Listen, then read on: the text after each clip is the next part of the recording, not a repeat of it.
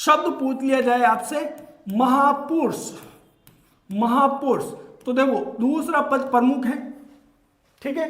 तो और दूसरे पद के अलावा मैंने कहा था विशेषण विशेषी संबंध होता है, तो देखो पुरुष की विशेषता बता रहा है, पुरुष कैसा है, महान, महान पुरुष। तो एक पद दूसरे पद की, एक शब्द दूसरे शब्द की विशेषता जहां बताता है वहां कर्मधारय समास होता है। एक और चीज ध्यान रखना है, अगर अन्य अर्थ निकल जाता है इसमें, ये याद रखें, नोट करें, अन्य अर्थ नहीं निकलना चाहिए।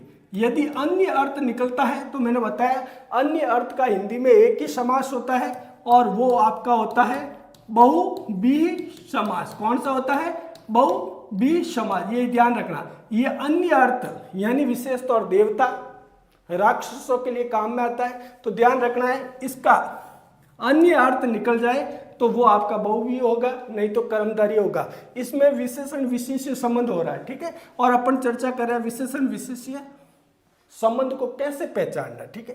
तो देखो महापुरुष, तो अगर इसकी व्याख्या करके देख लो, महान है जो पुरुष, महान है जो पुरुष, महान है जो पुरुष, तो ये हो गया महापुरुष।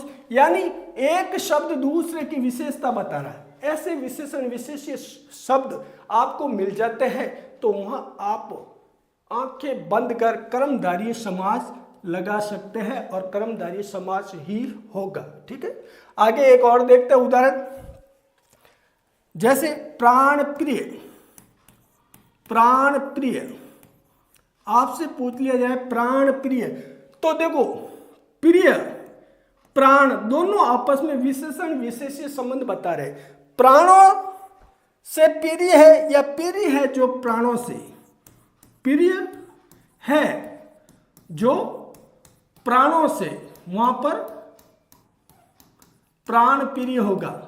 अब देखो इसमें एक शब्द दूसरे की विशेषता बता रहा है, तो इस प्रकार से विशेषण विशेष्य संबंध आपको कहीं मालूम पड़ता है और अन्य अर्थ नहीं निकलता है, ये ध्यान रखें, अन्य अर्थ नहीं निकलता है तो वहां पर आपका कर्मधारय समास होता है। इसे